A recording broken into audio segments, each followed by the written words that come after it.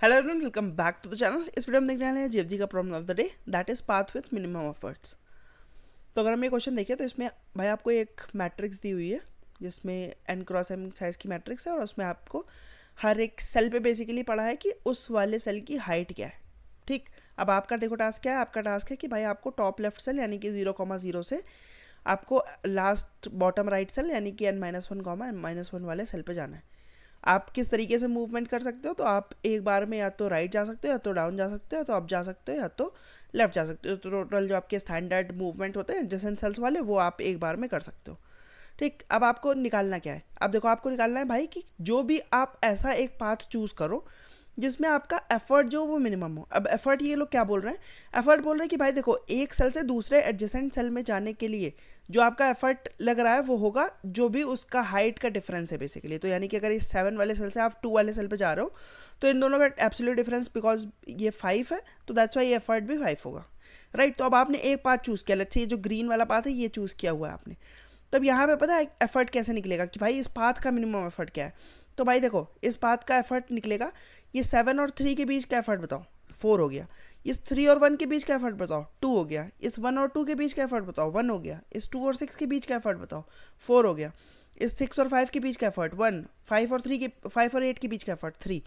ठीक, तो इस पाथ का जो जो भी एफर्ट लगा एडजेसेंट जाने में, उनमें से बेसिकली जो मैक्सिमम एफर्ट आपका लगा है that will be total effort of this path. तो आपको बेसिकली इसी वैल्यू को मिनिमाइज करना है among all the possible paths. अब आप क्योंकि एक बार में राइट लेफ्ट डाउन या अप जा सकते हो, तो दैट्स वाई आपके एफर्ट बेसिकली बहुत सारे मल्टीपल पाथ एग्जिस्ट कर सकते हैं। अब आपको वो पाथ चूज करना जिसमें आपका जो एफर्ट लग रहा हो वो मिनिमम हो। ठीक, अब देखो, अब भाई इस प्रॉब्लम को आप किस तरीके से टैकल कर सकते हो। लेट्स से प्रॉब्लम तो आपको समझ में आ गई, अब इसको टैकल करने के लिए आप क्या कर सकते हो। तो देखो भाई, अगर यहाँ पे बोल रहा होता कि केवल मतलब कुछ स्पेसिफिक मूवमेंट्स होता है, लेट्स से बोला होता कि भाई या तो आप राइट और डाउन जा सकते हो, या तो ऐसा बोल रहा होता कि या तो आप अप और लेफ्ट जा सकते हो। ठीक है, तो this is I am telling you from my experience कि भाई जब भी ऐसा कुछ होता है कि आप या तो राइट जा सकते हो, या तो डाउन जा सकते हो, या तो फिर अप या लेफ्ट जा सकते हो, तो इस टाइप के मूवमेंट में आप कहीं ना कहीं डीपी के बारे में सोच सकते हो, क्योंकि डीपी भी देखो आपका यही काम करता है कि टोटल जितने भी पॉसिबल पाथ्स होते हैं उसमें से आपका एक कोई ऑप्टिमाइज वाला पाथ निकाल के लाता है जो कि आपका क्वेश्चन पूछ रहा होता है। राइट, बट इस प्रॉब्लम में, इस टाइप की प्रॉब्लम्स में जहाँ पे आपका चारों बेसिकली डायरेक्शन में पॉसिबिलिटी होती है, वहाँ पे काइंड ऑफ डीपी लगना, जहाँ तक मैंने देखा है वहाँ पे डीपी लगना पॉसिबल नहीं होता। क्यों? क्योंकि भाई देखो, यहाँ पे एक बार ऐसा हुआ कि भाई इस सेल से आप राइट गए, इस सेल से फिर आप उसके बाद डाउन आए, तो भाई अब इस सेल के पास जहाँ पे आप आ चुके हो ना, अब इसके पास फिर से अगर एक अप जाने का भी तो मौका है, इसके पास एक लेफ्ट जाने का भी तो मौका है, इसके पास एक अब फिर से यहाँ पे अप जाने का भी तो मौका है। तो भाई यहाँ पे आप सेम पाथ को कई बार विजिट कर सकते हो, यानी कि इस सेल से यहाँ तक आने का एक तरीका था, फिर अब यहाँ से ऊपर जाने का भी एक तरीका है, क्योंकि आपके पास चारों डायरेक्शन पॉसिबल है। बट जो डीपी वाले क्वेश्चन आपने स्टैंडर्ड देखे होंगे उसमें क्या होता है भाई कि या तो राइट जा सकते हो या तो डाउन जा सकते हो। फिर यहाँ से भी आप केवल राइट और डाउन जाऊँगा तो कभी ऐसा नहीं होगा कि भाई मैं दोबारा इस ऊपर वाले सेल पे पहुँच जाऊँ जहाँ पे मैं पहले था। ठीक, तो इसमें आपको विजिटेड काइंड ऑफ कुछ लेके चलना पड़ेगा, क्योंकि आपको पहले पता लगाना है कि भाई ये सेल पे मैं दोबारा तो नहीं आ रहा हूँ कहीं। तो अगर अभी कभी भी आप विजिटेड टाइप का कुछ भी इंट्रोड्यूस करोगे तो फिर डीपी इम्पॉसिबल हो जाएगी, क्योंकि भाई स्टेट में कुछ चेंज हो गया है। अभी जब पहली बार आपने इस स्टेट को विजिट किया था तब ये विजिटेड नहीं थी, तो इसके लिए कुछ और किया आपने। दोबारा आप जब आ रहे हो तब आपको विजिटेड चाहिए कि भाई ये विजिट हो चुकी है क्या। तो भाई विजिटेड कहीं से भी आप स्टोर नहीं कर सकते डीपी में, दैट्स वाई यहाँ पे आपका डीपी लगाना बहुत ही मुश्किल हो जाएगा। तो इसलिए इस टाइप की प्रॉब्लम्स को आप यूजुअली ग्राफ के थ्रू ही सॉल्व करते हो। तो आइए देखते हैं कि हम इसमें किस तरीके से ग्राफ देख सकते हैं कि भाई अब आप बोलोगे ये तो मैट्रिक्स दी हुई है ना, ग्राफ कहाँ इसमें दिख रहा है तुम्हें। तो आइए दिखाते हैं आपको कि इसमें ग्राफ आप किस तरीके से लगा सकते हो। तो देखो, मैं कह रहा हूँ कि भाई ये जो मेरे सेल्स हैं इनको मैं मानता हूँ ग्राफ की नोट्स। ठीक, तो अगर आपने कहा कि सेल भाई मेरे दिए तो 7 था, ये 3 था, 2 था, 6 था, और फिर आप 2, 6, 1, 10, 5, 8, 1, 10, 5 नहीं, लेट्स से ये आपकी नोट्स हो गई। ठीक, तो मैं कहता हूँ कि भाई इनको नोट्स मान लो। अब इसने बोला है कि भाई एजेस क्या होगी पता है। एजेस है कि भाई हर एक इंसान के पास 4 पॉसिबल एजेस हो सकती हैं। क्यों? क्योंकि भाई 4 तरीके की मूवमेंट पॉसिबल है कि भाई अगर इस नोट पे हो करंटली आप, तो या तो आप अप जा सकते हो, या तो राइट जा सकते हो, तो लेफ्ट जा सकते हो, तो डाउन जा सकते हो। ठीक, तो जैसे कि 7 के पास पॉसिबिलिटी तो इसके पास 4 है कि भाई एक या तो अप जा सकता है, तो लेफ्ट जा सकता है, तो डाउन जा सकता है, तो राइट जा सकता है। सिमिलरली 2 के पास भी पॉसिबिलिटी है कि भाई या तो लेफ्ट जा सकता है, या तो डाउन जा सकता है, या तो राइट जा सकता है, या तो अप जा सकता है। सिमिलरली हर एक इंसान के पास बेसिकली 4 4 पॉसिबिलिटी है, बट कुछ पॉसिबिलिटीज़ आपको इस मैट्रिक्स के बाहर भी ले जा रही हैं कि भाई जीरो के लेफ्ट में जाओगे तो क्या मिलेगा, जीरो के ऊपर जाओगे तो क्या मिलेगा, कुछ नहीं मिलेगा ना। तो ये बेसिकली आपके इनवैलिड सेल्स हैं। तो ये चीज़ें आपको पहले चेक करनी पड़ेगी कि भाई या इस सेल पे जाना पॉसिबल है भी कि नहीं। बट कुछ डायरेक्शन आपको पॉजिटिव वाले सेल्स पे ले जाएगी। ठीक, पॉजिटिव वाले सेल पे अब देखो 7 से 2 तक का एक पाथ है, 2 से 7 तक का भी पाथ है, तो यानी कि पाथ्स आपके जो है वो अनडायरेक्टेड है। ठीक, डायरेक्टेड पाथ्स नहीं है कि भाई 7 से 2 पे गए, क्योंकि 2 से 7 पे भी वापस आ सकते हो, इसने ऐसा कोई कंस्ट्रेंट नहीं, क्योंकि 7 से आप राइट मूवमेंट लोगे तो 2 पे पहुंच जाओगे, 2 से आप लेफ्ट मूवमेंट लोगे तो आप वापस 7 पे पहुंच जाओगे। तो दैट्स वाई ऑल द जो भी आपके पॉसिबल पाथ्स है बिटवीन द सेल्स वो आपके सारे अनडायरेक्टेड है। ठीक, अब अनडायरेक्टेड के साथ साथ ये वेटेड भी है। पता है कैसे? भाई 7 से 2 पे जा रहे हो तो तुम्हें एक एफर्ट पुट करना पड़ रहा है, राइट? तो उस एफर्ट को तुम एज अ वेट शो कर सकते हो कि भाई मैं 7 से 2 पे गया तो मेरे को 5 का एफर्ट लगा, लेकिन मैं अगर कहीं 7 से 3 पे जाता हूँ तो मेरे को केवल 4 का एफर्ट लगता है। तो यूजिंग दीज एफर्ट, और क्योंकि आपको इस एफर्ट को ही बेसिकली इस एफर्ट का जो भी एब्सोल्यूट डिफरेंस है उसको ही मिनिमाइज करना है अमंग ऑल द पाथ्स। तो दैट्स वाई आप इसको अगर एक बार इसको एक तरीके से डिनोट करने की कोशिश करो कि भाई मैं जो भी मेरी एजेस है उनके ऊपर मैं इसको वेट की तरह डिनोट करता हूँ। तो भाई 5 से 2 पे जाने का एफर्ट 5, क्यों? क्योंकि ये इनका एब्सोल्यूट डिफरेंस है। 7 से 3 पे जाने का एफर्ट हो गया मेरा 4, 3 से 6 पे जाने का एफर्ट 3, 2 से 4 पे जाने का एफर्ट बेसिकली 2 से 6 पे 4, 2 से 1 पे 1, एब्सोल्यूट डिफरेंस निकाल रहा हूँ मैं। 1 से 10 पे जाने का एफर्ट 9, 1 से 5 पे जाने का एफर्ट 4, 5 से 8 पे जाने का एफर्ट 3, 10 से 8 पे जाने का एफर्ट 2। अब आपने क्या किया, अब आपकी जो ये मैट्रिक्स थी इसको आपने भाई एक ग्राफ के फॉर्म में डिनोट कर दिया कि भाई अब मेरे पास ग्राफ है, इसमें कुछ नोड्स हैं, कुछ अनडायरेक्टेड वेटेड एजेस हैं। ठीक, अब क्वेश्चन पता है क्या बचा? क्वेश्चन बचा है कि भाई अब इस ग्राफ में ये मेरा एक स्टार्टिंग नोड है और ये मेरा एक एंड नोड है। अब मेरे को क्या पता करना है? पता है मेरे को पता करना है कि भाई एक ऐसा शॉर्टेस्ट पाथ बता दो। शॉर्टेस्ट नहीं बताना है, बेसिकली आप शॉर्टेस्ट पाथ की डेफिनेशन चेंज कर सकते हो कि भाई शॉर्टेस्ट पाथ यूजुअली क्या होता है? यूजुअली होता है कि भाई जो आप एजेस यूज करके जा रहे हो उनका जो सम है वो मिनिमम होना चाहिए। बट यहाँ पे आप क्या कर सकते हो? यहाँ पे आप बस शॉर्टेस्ट पाथ की अपनी डेफिनेशन चेंज कर सकते हो, राइट? कि भाई इंस्टेड ऑफ जो बेसिकली जो भी एजेस उठा रहा है उनका वेट उसको ऐड करने की बजाय आप उस वेटेड का जो भी है मिनिमाइज निकालना चालू करता हूँ कि भाई जो भी मैक्सिमम वेट आ रहा है दैट यू कैन चूज कि भाई अब इस चीज़ को मेरे को मिनिमाइज करना है among all the possible paths. तो बेसिकली आपकी प्रॉब्लम आपने क्या करा, आपने इसको एक शॉर्टेस्ट पाथ प्रॉब्लम में चेंज कर दिया। और शॉर्टेस्ट पाथ अगर कभी भी अनडायरेक्टेड में लगाना होता है तो आप किसको याद करते हो? आप याद करते हो कि भाई BFS लगा दो, लेकिन क्योंकि ये डायरेक्ट बेसिकली ये आपकी वेटेड नोट्स है, क्योंकि BFS क्या कहता है? BFS कहता है कि भाई सारी नोट्स का जो वो वेट होना चाहिए वो सेम होना चाहिए। बट अगर आपका कभी भी एजेस का वेट सेम नहीं होगा तो उस केस में क्या करते हो? उस केस में बेसिकली आप कोई भी शॉर्टेस्ट पाथ एल्गोरिथम लगाते हो, जैसे कि आपकी डाइजेक्स्ट्रा होती है। डाइजेक्स्ट्रा क्या करती है? डाइजेक्स्ट्रा कहती है भाई कभी भी मेरे को वेटेड ग्राफ दे दो, मैं उसमें शॉर्टेस्ट पाथ निकाल के दे दूंगी। अब अगर आपको डाइजेक्स्ट्रा नहीं पता कि डाइजेक्स्ट्रा क्या होती है भाई, तो डाइजेक्स्ट्रा आपको पढ़ना पड़ेगा, क्योंकि बेसिकली बिना शॉर्टेस्ट पाथ एल्गोरिथम आपको पता हुआ अगर आप इसको कन्वर्ट कर भी दोगे ग्राफ की प्रॉब्लम में फिर भी दिक्कत हो जाएगी। ठीक है, तो अगर उम्मीद करता हूँ कि बेसिकली आपको एक कोई ना कोई शॉर्टेस्ट पाथ की एल्गोरिथम आती हो। अगर नहीं आती तो बेसिकली उसका लॉजिक ये होता है कि आप जैसे कि अभी इस 7 पे खड़े हो, ठीक, क्या कहता है वो कहता है कि भाई एक ऑलरेडी तुम एक एरे बना के चलो जिसमें पता हो कि भाई लेट्स से इस 2 के लिए स्टोर हो कि भाई what is the minimum shortest path from this starting node to this basically to reaching this 2, what is the shortest path that you can take. तो वो वैल्यू यहाँ पे 2 के जगह पे स्टोर हो। अब पता क्या कहता है? कहता है कि भाई स्टार्ट करो तुम 7 से। 7 का तुम्हें पता है क्योंकि कि भाई अभी तक का 0 है, शॉर्टेस्ट पाथ इसकी वैल्यू 0 है। अब 7 से तुम कहाँ पे जा सकते हो? 7 से तुम 2 पे जा सकते हो, 7 से तुम 3 पे जा सकते हो। तो अब पता है तुम क्या करोगे? अब तुम 2 की वैल्यू और 3 की वैल्यू को अपडेट करने की ताकत रखते हो, क्योंकि तुमने एक और पाथ आइडेंटिफाई किया है starting from a start node. ठीक, तो बेसिकली क्या है कि भाई मैं कहता हूँ कि 2 की अभी वैल्यू क्या पड़ी हुई है, तो 2 पे स्टार्टिंग में तुम एक कोई बहुत बड़ी वैल्यू डालोगे, लेट्स से मैंने इन्फिनिटी डाल रखा है। ठीक, अब 2 से मैंने पूछा कि भाई तुम पे अभी तक आने का शॉर्टेस्ट पाथ क्या है?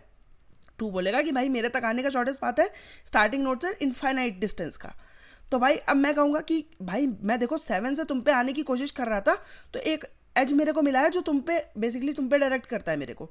तो अब मैं क्या तुम्हारे पाथ को अपडेट करने की ताकत रखता हूँ? तो ये बोलेगा अगर भाई तुम एक बेटर पाथ हो जो मेरे पास ऑलरेडी है, जो ऑलरेडी है वो मेरा इन्फाइनाइट है मेरे पास, अगर तुम क्या पाथ लेके आ रहे हो? ये कह रहा है कि भाई मेरे तक आने में तो 0 पाथ लगता है, स्टार्ट से मतलब 7 तक आने में तो 0 पाथ लगता है, जीरो का डिस्टेंस लगता है, और 7 से 2 पे जाने का एक पाथ है जिसका कॉस्ट जो लगेगा आपको वो बेसिकली 5 लगेगा, तो दैट विल बी 0 + 5। तो भाई कह रहा कि मैं 5 टोटल डिस्टेंस में तुमको स्टार्ट नोड से तुम्हारे तक पहुंचा सकता हूँ, राइट। इसने कहा भाई अभी तक तो मैं इनफाइनाइट डिस्टेंस में पहुंच रहा हूँ, तो भाई ऐसा करो तुम कि तुम मेरे को 5 डिस्टेंस दे दो। तो भाई ये कहेगा कि तुम आई वैल्यू को मैं अपडेट कर दूँ, इसको वैल्यू को अपडेट कर दो बेसिकली।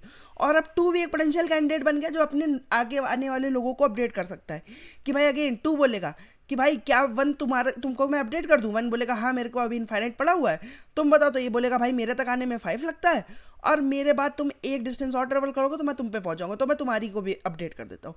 तो बेसिकली आप एक kind of distance array maintain करते हो, लेकिन वो कब, जब आपको शॉर्टेस्ट पाथ की डेफिनेशन होती है कि भाई मेरे को सम निकालना है। बट यहाँ पे क्या है, यहाँ पे सम नहीं निकालना है, यहाँ पे आपको बेसिकली मिनिमम निकालना है कि भाई कौन सा पाथ ऐसा है जो मेरे को मिनिमम एफर्ट्स में पहुँचा देगा। ठीक, तो भाई उसके लिए मैं क्या करूँगा, उसके लिए अब मैं पाथ की बेसिकली इंस्टेड ऑफ बोलूँ कि भाई मैं सम को अपडेट कर रहा हूँ, मैं बोलूँगा कि भाई 0 से आता हूँ यहाँ पे, और अब मैं यहाँ से 5 का यूज़ करके तुम्हारे 2 पे पहुँच रहा हूँ। तो भाई अब क्योंकि यहाँ तक का 0 था, 7 तक आने का जो एफर्ट था वो 0 था, 7 से 2 पे जाने का एफर्ट जो है वो 5 है। तो अब ओवरऑल तो इसका मैक्सिमम निकालना है कि भाई टोटल एफर्ट जो होगा वो मेरा 5 हो सकता है। तुम्हारे तक अभी बेस्ट एफर्ट क्या है, इसने बोला इनफाइनाइट, तो कहा होगा भाई 5 तो डेफिनेटली बेटर देन इनफाइनाइट है, राइट। तो भाई इसको कहा होगा कि मैं तुमको अपडेट कर सकता हूँ। सिमिलरली आपको अगर यहाँ नहीं अच्छे समझ में आ रहा हो तो बेसिकली यहाँ पे आप देख सकते हो एक बार कि भाई ये बोलेगा, लेट्स से आपने एक ये पाथ देख लिया ऑलरेडी कि 7 से 2 पे गया, 2 से 6 पे गया। तो भाई अभी आपने 6 का पाथ अपडेट करके बोला है कि भाई मैं 7 से 2 पे 5 का यूज़ करके आता हूँ और 2 से 6 पे आता हूँ 4 का यूज़ करके। ठीक, तो आपने बोला कि भाई अभी 6 पे पड़ा होगा कि 9, 6 पे पड़ा होगा कि भाई 6 की जगह पे पड़ा होगा कि भाई 9, अगर डिस्टेंस की बात हो रही थी। लेकिन यहाँ पे डिस्टेंस की बात नहीं हो रही, तो हम यही वाला क्वेश्चन लेके चलते हैं। मैं आपको यूजुअल बता रहा था कि डायरेक्स्ट्रा कैसे काम करती है, बट क्योंकि हम ये वाला क्वेश्चन देख रहे हैं इसमें आपका जो एफर्ट है वो देखा जा रहा है। तो मैक्सिमम एफर्ट कितना लगा अभी तक, यहाँ से यहाँ तक आने में 5, यहाँ से यहाँ तक 4, तो बेसिकली आपका मैक्सिमम एफर्ट हो गया 5। ठीक, तो आप 5 एफर्ट में यहाँ तक 6 तक पहुँच गए, एक पाथ आपको ऐसा मिला। अब दूसरा पाथ पता क्या है, ये 3 से होता हुआ आएगा। तो 3 से होता हुआ है तो 3 पे बेसिकली 4 है मैक्सिमम एफर्ट। आप बोल रहे हो कि भाई 3 से एक और पाथ मिला है 6 पे आने का, तो अब 3 से 6 पे आने का एक और पाथ मिला है, तो अब इसका एफर्ट क्या हो जाएगा इस पाथ का। तो भाई बोलेगा कि 7 से 3 पे आने का एफर्ट है 4, 3 से 6 पे जाने का एफर्ट है 3, तो अब इनका मैक्सिमम क्या होगा, इनका मैक्सिमम हो गया 4। तो बोलेगा भाई एक 4 एफर्ट का पाथ मिला है जो कि 6 पे पहुंचा देता है। अभी तक बताओ कि तुम्हारा मिनिमम एफर्ट में कितने तक पहुंच रहे हो तुम। तो भाई 6 बोलेगा कि अभी तक मिनिमम मैं 5 एफर्ट में पहुंच पा रहा हूँ यहाँ तक। बोल रहा है कि भाई मैं तो 4 एफर्ट में ही पहुंचा दूंगा ना, तो मैं एक बेटर चॉइस हूँ। तो भाई क्या आएगा कि अब तुम अपने आप को अपडेट करके वैल्यू रख लो 4 कि भाई एक 4 एफर्ट का भी पाथ है।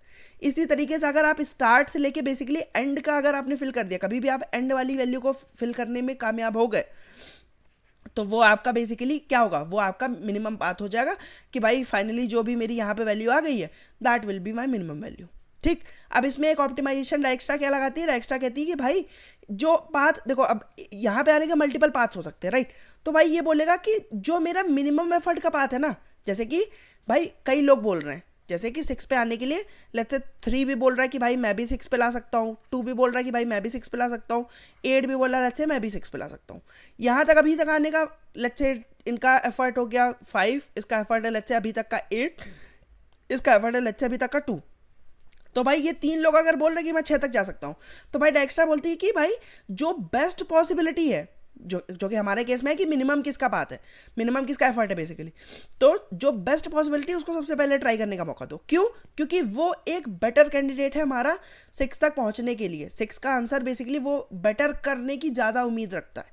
क्योंकि भाई देखो, आप अगर 5 से जाओगे तो यहाँ तक का अभी आपने देखो इसका एफर्ट तो देखा नहीं है, इसका एफर्ट मान लो हो सकता है कि 2 हो, इसका एफर्ट हो सकता है मान लो कि 3 हो, और इसका एफर्ट मान लो हो सकता है कि 4 हो लेट्स से।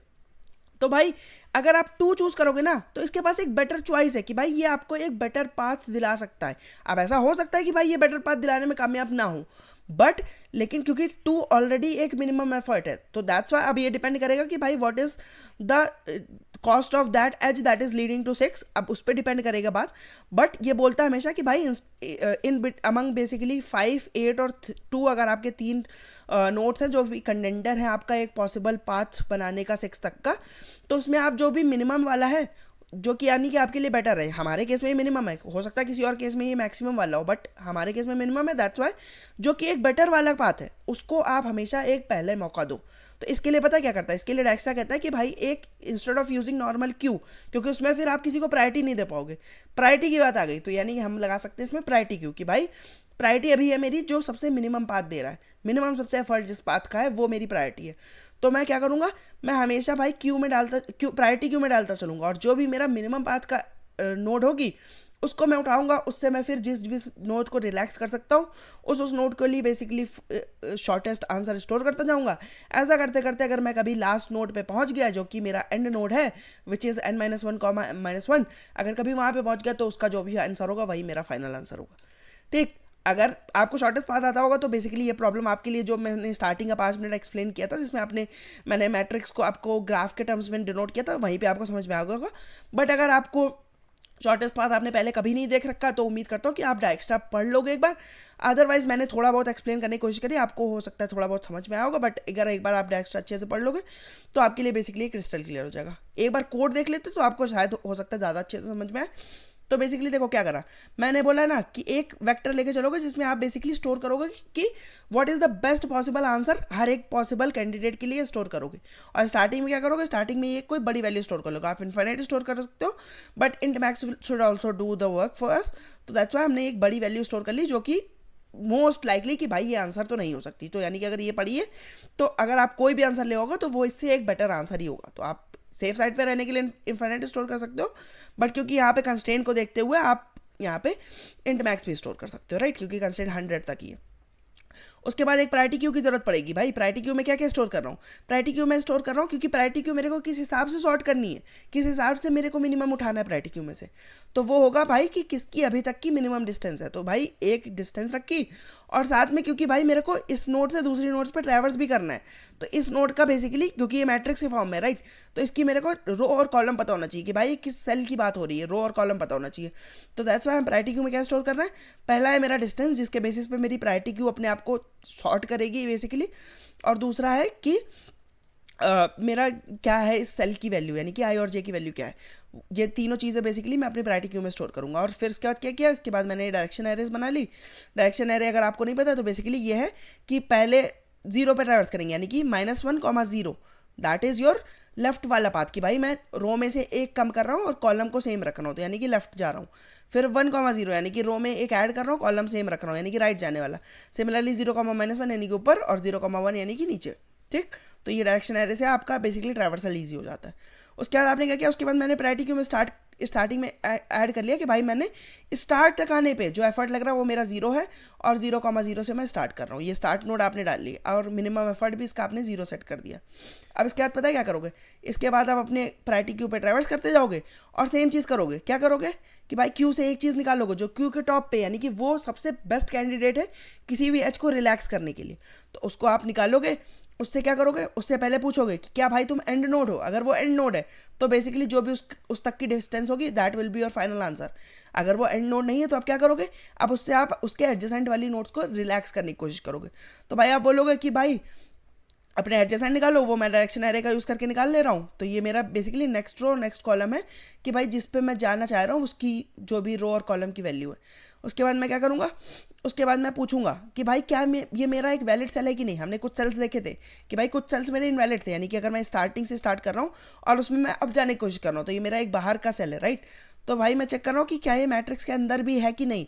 तो यानी कि अगर मेरा 0 से बड़ा या बराबर है, अगर मेरा कॉलम 0 से बड़ा या बराबर है और मेरा n और m से छोटा है, तो दैट इज़ कि मेरा एक वैलिड सेल है। अगर ये वैलिड सेल है तो अब क्या करूँगा, अब मैं निकालूंगा कि भाई इसका करंट एफर्ट क्या लग रहा है। करंट एफर्ट निकाला कि भाई करंट एफर्ट है जिस सेल पे अभी हूँ, जिस सेल पे जाने की कोशिश कर रहा हूँ, उन दोनों का मैं एब्सोल्यूट डिफरेंस, वो एब्सोल्यूट डिफरेंस मैंने करंट एफ में निकाल लिया।